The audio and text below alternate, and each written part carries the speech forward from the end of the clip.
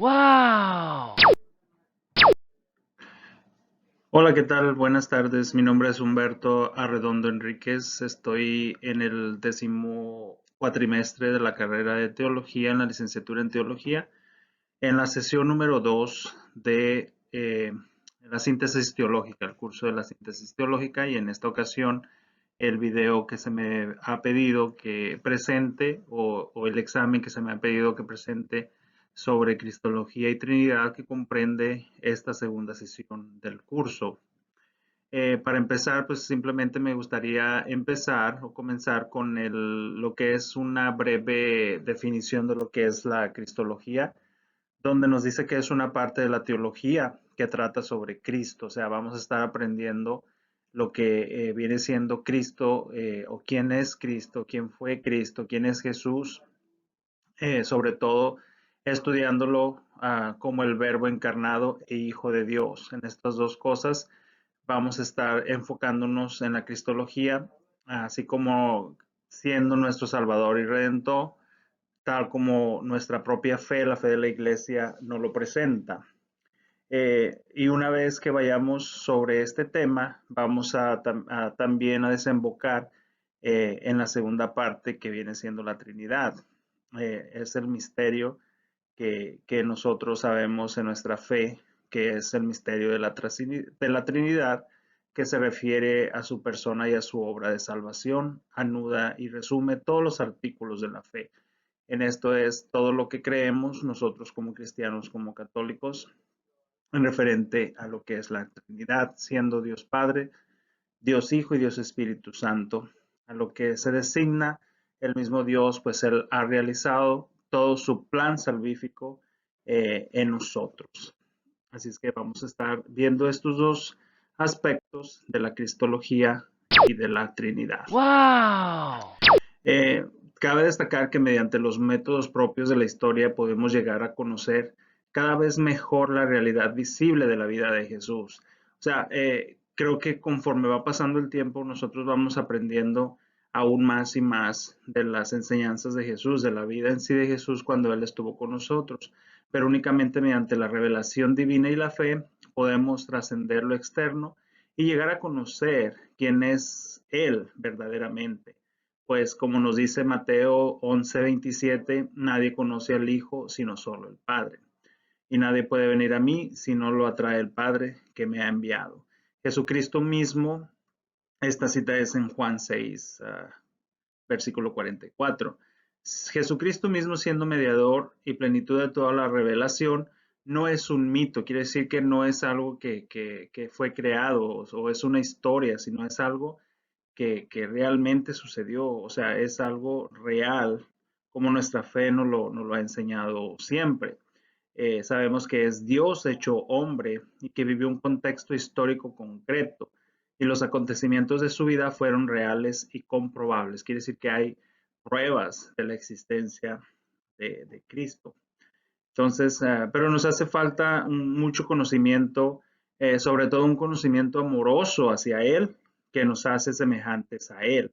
Esto lo podemos encontrar en el Catecismo de la Iglesia Católica en los numerales 428 429. También cabe destacar que desde finales del siglo XVIII, en la época de la Ilustración, surge la búsqueda de reconstruir la vida de Jesús con una metodología histórica, prescindiendo de lo que no tiene una explicación racional. Aquí usamos, o básicamente nos está diciendo que no necesitamos ser razonables para poder entender la vida de Jesús, para poder creer en Él. Cristo fue un simple hombre, desechar como mito todo lo milagroso. O sea, vamos a ir aunando, ya una vez en la vida de Jesús, pues vamos también sabiendo y estudiando y aprendiendo de todos sus milagros. En el siglo XIX, el protestantismo liberal también intentó llegar al verdadero Jesús, solo hombre, contando únicamente con la razón y la ciencia histórica positiva. Se podría reconocer muy poco del Jesús histórico. Ha habido muchos grupos, muchas personas que han tratado digamos, de distorsionar o han tratado de dar una explicación diferente acerca de la vida de Jesús de lo que nosotros conocemos. Ya para el siglo XX, para Rudolf Bultmann, la fe en Jesús fue desarrollándose por un proceso de mitificación. Habría que estudiar la historia de las formas literarias de los evangelios. O sea, vamos a entender que a lo largo de esta carrera también de teología hemos aprendido los diferentes tipos de lectura, los diferentes tipos de literarios en los cuales las Sagradas Escrituras están escritas. Y para esto, pues es también necesario conocer Wow. acerca de la cristología de la vida de Jesús.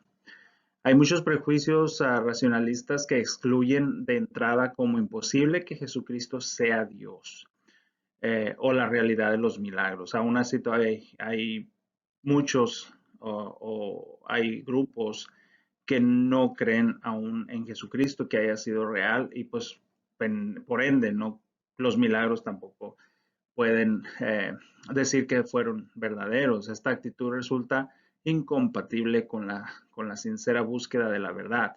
La distinción entre el Jesús histórico y el Cristo de la fe es una distinción de graves consecuencias. El mismo nombre de Jesucristo con el que lo denominaron desde los comienzos confiesa que Jesús, el único Hijo de Dios, es Jesús de Nazaret, es el Cristo, el de la fe. Quiere decir, Cristo es el centro de lo que es la fe de nosotros como cristianos, como católicos, siendo Jesucristo reconociéndolo como el Hijo único de Dios, como nosotros lo decimos en la profesión de fe cuando decimos que creemos en Jesucristo como Hijo único de Dios, que fue nacido del Padre. El punto de Wow. partida de la cristología o en la teología es la fe. Es lo que nosotros creemos, es lo que nosotros venimos arrastrando y lo que nos han enseñado desde siempre, que se ha transmitido a toda la humanidad de dos modos, que es en la Sagrada Escritura y la tradición. Y el oficio de interpretar auténticamente la palabra de Dios, escrita o transmitida, ha sido confiado únicamente al magisterio vivo de la Iglesia, cuya autoridad se ejerce en el nombre de Jesucristo. O sea, nosotros para poder entender y comprender la vida de Jesús, pues nos la presenta mucho en las Sagradas Escrituras, pero también es importantísimo saber que la tradición de la iglesia se ha venido arrastrando desde los inicios, desde los mismos apóstoles, y que el magisterio de la iglesia se ha encargado para poder enseñar, para poder explicar. Y en las ciencias humanas, como la historia, arqueología, filosofía, etcétera, tienen su valor o conocen mejor las condiciones históricas de la cultura del ambiente de Jesús, los géneros literarios, la composición de los evangelios, etcétera. Como ya lo dije, sabemos que las Sagradas Escrituras también fue escrita en diferentes épocas y podemos distinguir algunos géneros literarios y para eso es necesario el estudio de las Sagradas Escrituras y dejar que el magisterio de la iglesia pues nos enseñe qué es lo que nosotros creemos realmente. Para esto viene también el fin de la encarnación de la salvación del hombre, de los hombres, el Hijo de Dios vivo, para que el mundo se salve por él, que esta cita bíblica de Juan 3:17, para ser salvador del mundo. Jesús vino a salvarnos, vino a dar la vida para salvarnos a todos nosotros, para que todo el mundo se salve. Y esto también nosotros lo profesamos en el credo y se nos ha dejado lo que es nuestra profesión de fe, donde nosotros decimos por nosotros los hombres y por nuestra salvación, bajó del cielo y por obra del Espíritu Santo se encarnó de María, la Virgen, y se hizo hombre. La salvación del hombre comprende dos aspectos unidos, la liberación del pecado y la comunicación de la vida divina. En el Catecismo de la Iglesia, el Verbo se encarnó para salvarnos, reconciliándonos con Dios, en el numeral 457, y en el 458 se encarnó para que nosotros conociésemos así el amor de Dios. Dios quiso encarnarse, Dios quiso venir y poder ser de la misma forma que nosotros somos para poder dar el amor verdadero que nosotros, si no lo conociéramos en Cristo, en Jesús, lo llegamos a conocer.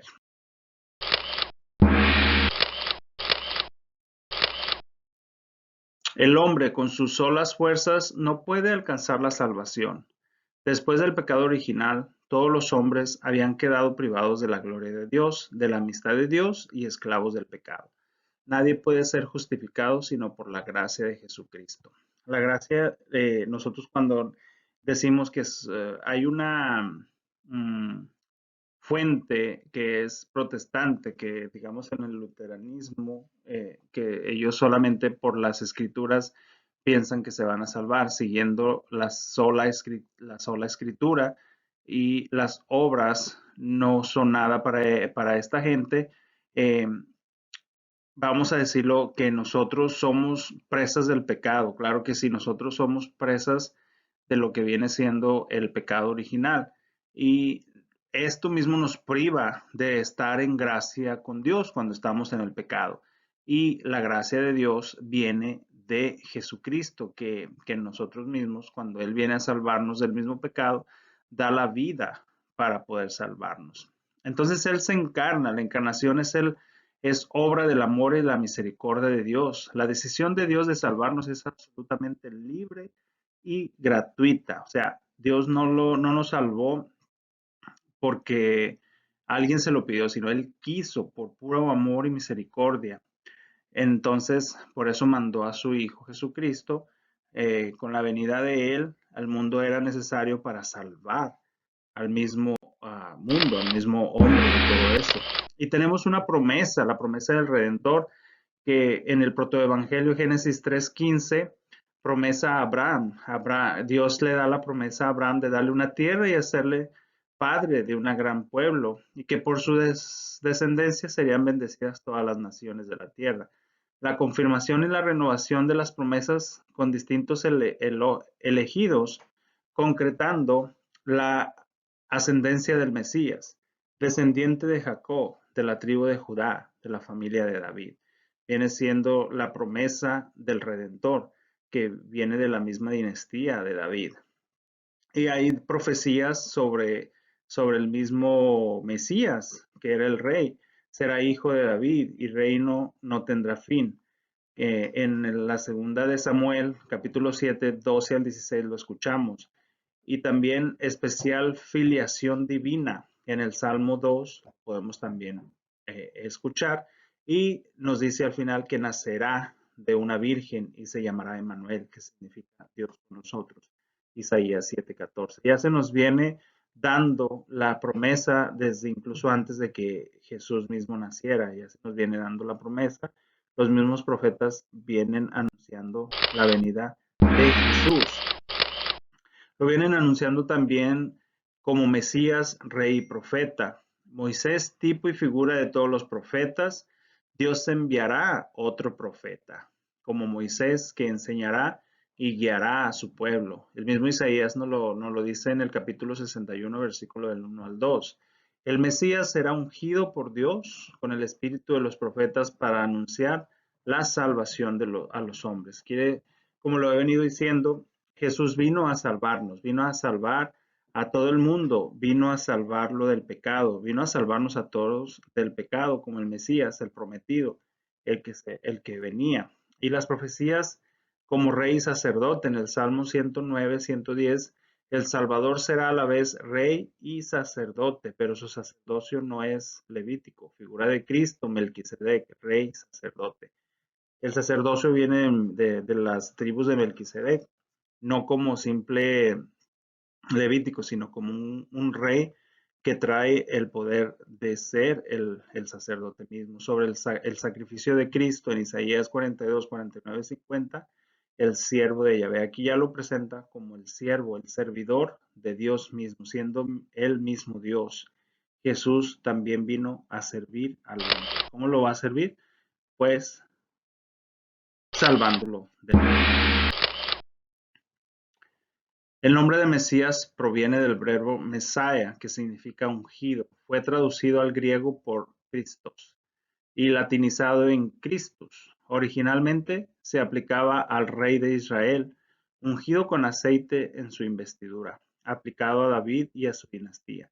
También a los consagrados para una misión recibida de Dios, sacerdotes y excepcionalmente profetas. El Mesías que Dios enviará para instaurar definitivamente su reino debía ser ungido por el Espíritu del Señor, a la vez como rey y sacerdote. Jesús es el único que ha cumplido eh, con esta ley, con esta acción mesiánica de Israel en su triple función de sacerdote, profeta y rey. También vemos que en la cristología estudiamos un poco de lo que es la encarnación, y la encarnación da sentido a toda la historia. Cristo es fundamento de toda la historia anterior, que tiene valor salvífico sobre por medio de él y hacia él se ordena. Así como también Cristo es el fundamento de toda la historia posterior, que vive de la gracia proveniente de su obra redentora. En el Gaudium Spes, en el 10, cree la Iglesia que la clave, el centro y el fin de toda la historia humana se halla en su Señor y Maestro. Cristo es el centro de toda nuestra fe. Cristo viene siendo el centro de todo lo que nosotros creemos.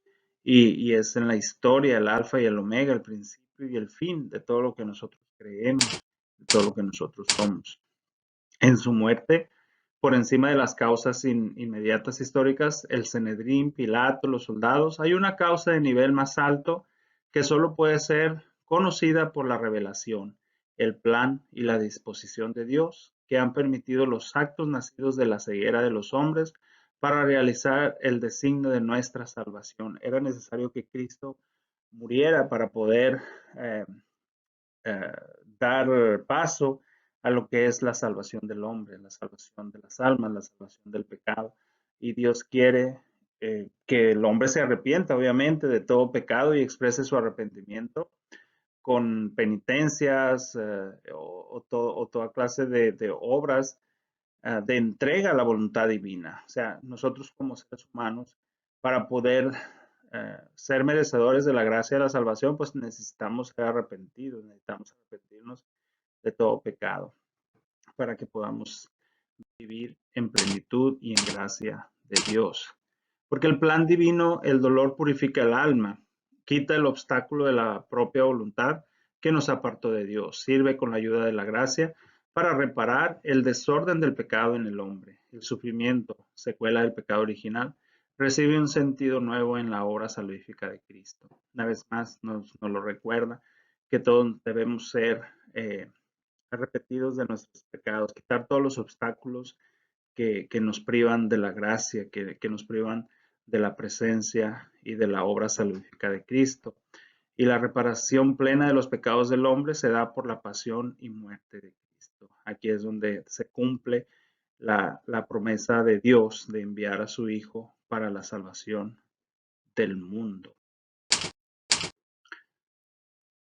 Algunos autores de la pasión de Cristo, su causa eficiente, los que tenían la intención de matarlo, lo condenaron y le hicieron sufrir los tormentos que produjeron su muerte. Detrás de ellos actúa Satanás, siempre el mal, actuando para poder destruir el bien, para poder destruir a Cristo Jesús, para poder destruir lo bueno que había en este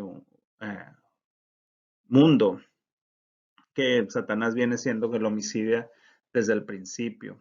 Pero también los pecadores son autores de la pasión, o sea, todos nosotros con nuestro pecado, pues fuimos parte, como quien dice, de la muerte de Jesús, pero él mismo se entregó por amor a la salvación de cada uno de nosotros. La iglesia no duda en imputar a los cristianos la responsabilidad más grave en el suplicio de Jesús.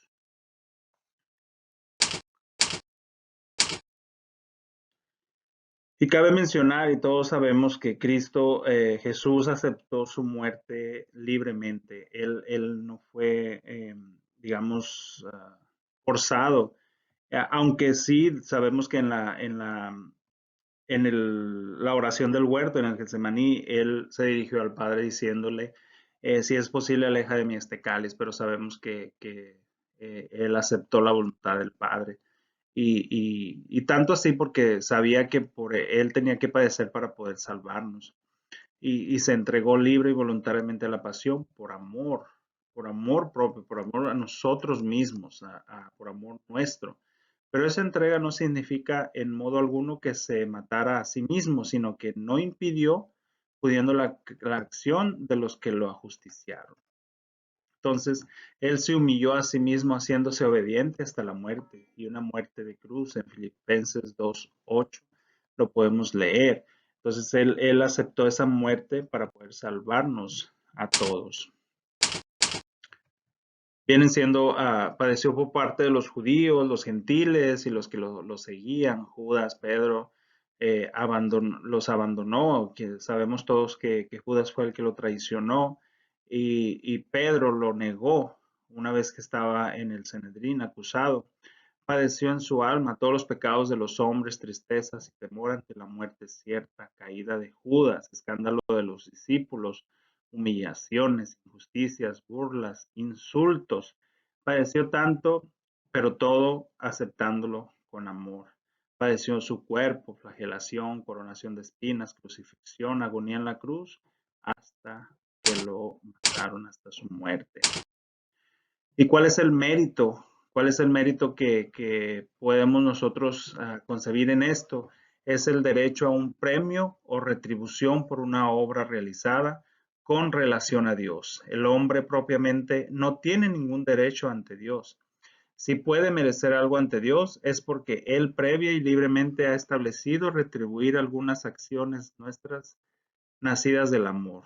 No aparece la palabra en la escritura, pero sí su contenido. Todas las acciones de Cristo son meritorias, nacen de su amor y libertad y obtienen del Padre nuestra salvación, pero de su pasión mereció de modo particular. Cristo mereció la vida sobrenatural para todos y para todos la gracia que quita el pecado se ofreció por nosotros mismos con nuestra cabeza, que Él es, Cristo es nuestra cabeza. La voluntad salvífica universal de Dios se centra en Cristo. Aquí termina lo que viene siendo, llevamos a un punto final de la cristología, del tema de la cristología y la Trinidad. Quiere que todos los hombres se salven. Una vez más, nos lo repite en la segunda de Corintios, capítulo 5, versículo 15. Por todos ha muerto Cristo, o sea, no por algunos, sino por todos. Se llama redención objetiva la obra del Redentor, tanto en su vida terrena como desde el cielo, en su vida gloriosa, con la cooperación del Espíritu Santo. Aquí viene siendo ya también lo que es la Trinidad, que es Dios Padre, Dios Hijo y Dios Espíritu Santo, que es causa de la salvación. Y también se llama redención subjetiva a la participación de los frutos de la obra de Cristo en cada uno de los hombres. La omnipotencia divina alcanza a todos los hombres y hace que las acciones y méritos de Cristo se puedan aplicar, puedan tener eficacia salvífica en cada uno.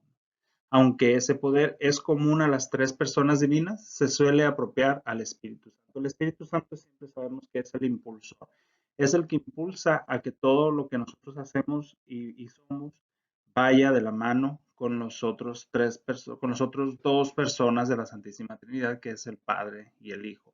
Sabemos que el Espíritu Santo es el que impulsa, es el que da la explosión a la vida, es el que da el dinamismo, el dinamis que se nos mueve, que nos invita a caminar. Y la iglesia, cuya cabeza es Cristo, tiene una relación indispensable con la salvación de cada hombre. Es sacramento universal de salvación. Y esto lo podemos leer en la Lumen Gentium de número 48.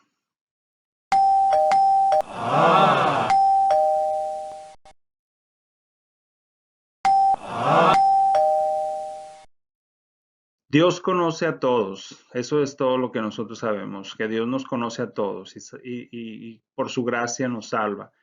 Y esta gracia es dada por medio de Cristo en el Espíritu y que tiene relación con la iglesia. Pero desconocemos el modo como la gracia llega a los no cristianos. Así que eso sería un punto muy bueno para poder aprender más adelante de la salvación de los hombres. Como nos dice, Dios quiere que todos se salven, todos, no dice algunos.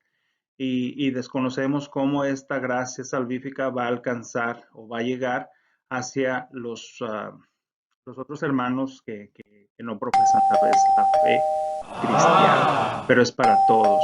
La obra de Cristo, hay efectos en ella que viene siendo la reconciliación, comunión y amistad con Dios, la renovación, que es el interior del hombre nuevo por la participación de la vida divina y la liberación de la muerte y resurrección de los cuerpos. En la reparación de la vida del alma, dos aspectos: liberación del pecado y por la pasión, nueva vida del alma por la resurrección de Cristo. La salvación es una realidad principalmente escatológica. Se dará completa cuando Cristo reaparezca con gloria al fin del mundo. Aquí es cuando nosotros, una vez más lo repito, lo profesamos cuando decimos que creemos en la resurrección, creemos en la salvación, creemos en Cristo mismo, que es nuestro pilar, la cabeza que por su pasión y muerte nos ha salvado. Y por eso ahora ya alcanzamos la salvación. El mundo ya está salvado, aunque todavía no es completa. Quiere decir que seguimos caminando, seguimos firmes en la fe, pero trabajando. Y el siguiente tema, vamos a hablar acerca de lo que es Mariología y Eclesiología. Nada más como introducción, María no solo ha recibido la más perfecta participación de los frutos de la salvación, sin pecado, llena de gracia en cuerpo y alma en el cielo, sino que también ha sido asociada de un modo singular y eminente a la persona de Cristo y a su obra redentora. Es nuestra madre, es el orden de la gracia. Sin María no hubiéramos podido conocer a Cristo, y sin María no hubiéramos tenido la gracia de Dios mismo, que nos da a todos la salvación y que nos ofrece la salvación, y que Cristo vino a salvarnos. Pero si no fuera por ella, no lo hubiéramos conseguido.